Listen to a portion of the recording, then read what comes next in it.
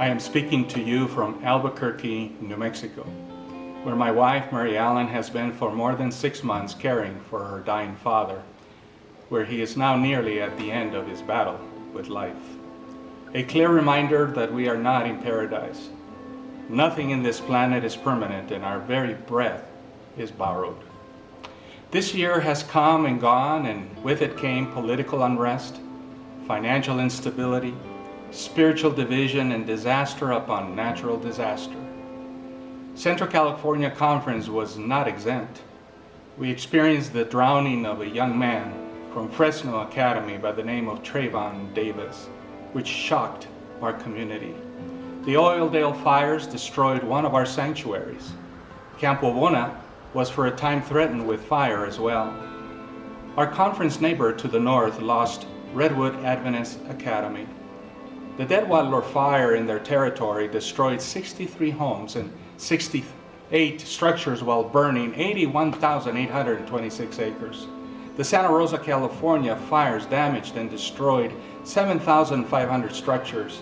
And nationally, there were the very destructive hurricanes Harvey, Irma, and Mary, which led to extreme flooding. There was the Las Vegas tragedy where a gunman opened fire on a crowd of concert goers, leaving 58 people dead and 546 injured. There was the Lower Manhattan attack, where a pickup aimed at pedestrians near the World Trade Center in New York killed 8 people and injured 11 others. The list goes on and on. Scripture tells us that Jesus too was born into times such as ours. Isaiah writes, "The light that was coming into the world came to a people shrouded in darkness." Darkness has spilled into total darkness. Nation has controlled nation. Hate has incurred more hate. In place of love, there's been bigotry. In place of beauty, there's been decay. In place of peace, there's been turmoil. And it was the same in Bethlehem of old. Rome occupied the land. Herod was on the throne. The backdrop of politics and taxes was not much better than today. It was heavy taxes which brought Jesus' own parents to the city of David so long ago. Additionally, 4 political groups in Israel sought to control the people: the Pharisees, the Sadducees, the Essenes, and the Zealots. A band of brothers who sought violent means to overthrow Roman rule. These 4 competing factions in Judaism led to constant friction and were only increased by the oppressive rule of Rome. Riots were also common for this time. Tension was unceasing. Much like today, politics permeated the landscape in Jesus' time.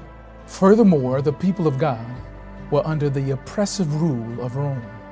Luke 2 verse 1 gives the account of the census taken up by Caesar Augustus. This census was a blatant reminder that the people of Israel were owned by another government. Daily, soldiers walked the streets of Jerusalem, and Roman guards policed the city of David. Further, the hostile forces of King Herod tried to kill Jesus outright. These, like today, were the political conditions of the world when Jesus was born. The trip that Mary and Joseph were required to take was a considerable imposition.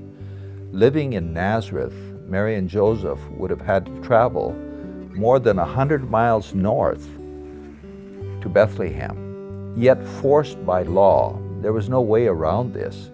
They had to take the arduous trip, walking over hills and through streams to get to their destination. Not only were the conditions and grim realities leading up to Christ's birth dark, so too was his actual birth. The poverty of Mary and Joseph afforded them no luxuries. Luke 2:7 records that there was no place for them in the inn. This is likely because it was filled with travelers coming to Bethlehem for the census. But it's also likely Joseph, a carpenter by trade, didn't have the money for a room. Ill-equipped to face the rigors of the outdoors, Mary and Joseph found themselves struggling to settle in a stable on the night of their son's birth.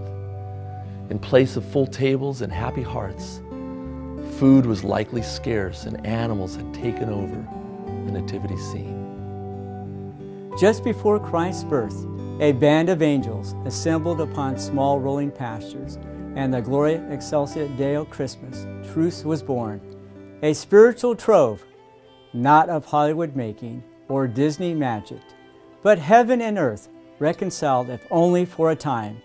As the celestial choir formed, the very angels sang carols across the gulf of desperation between God and man, the area between two battling armies, light versus darkness, glory versus loneliness, life versus death, formed a brigade of splendor to fields of lowly shepherds. The first Advent, also known as the first Christmas Eve, marked heaven's command to silence pain forever, to end suffering, to abolish slavery, to eradicate disease, to cease from warfare, to abandon betrayal, and to end every earthly ill. This silent night lifted humanity from the trenches of turmoil unto heights which only the peace and comfort of Christ can bring. It brought angels and man side by side, cherub wings to shepherd's rod, crowns to callous hands, celestial beauty to rugged, worn forms. For a moment, in earth's sinful history, the divine harmonized with humanity, exchanging heaven's pageantry, signaling for one moment a truly silent, silent night. And for a brief time, one song filled up that sky. And in that truth, I like to think that the Father answered, "My dear angels, I'm waging war on sin down there. Do you know how putrefying sin is? Sin has separated our troops. I've intensified my plan to save them, but it's not safe for angels down there. The people make slaves of each other. They harm their children, hurt their neighbors, and betray their families. They're evil day and night." And then I imagine the angels persisting, "But you're already waging Operation War on Sin. You've just sent him to be born. Please, it's just one song, a temporary truce." And for that moment, both sang, and heaven united with earth. Shepherds wiped the angelic brightness from their eyes, and the angels returned to heaven. And the shepherds went about trying to convince their respective villages that they had been privy to an angel choir. It was truly a silent night and a holy night. Over 2,000 years ago, a heavenly hush fell over the world. This is the same heavenly peace hand-delivered to our fallen planet today. The same peace that was brought that first silent night is available to you and me today. Claim it now, this Christmas season, and in the upcoming year. Like Mary, claim these, hold these, and ponder them in your heart today. Let God's gift, that holy silent night, bring you eternal heavenly peace in your heart this Christmas and in this coming new year. On behalf of the Central California Conference Administration, we wish you a very, very Merry Christmas and a truly silent night. Una noche de paz. Stille natt, helige natt. Polele felemu. Stille now, hela gana. Kamosh Rat or Pak Rat. Stille natt, helige natt.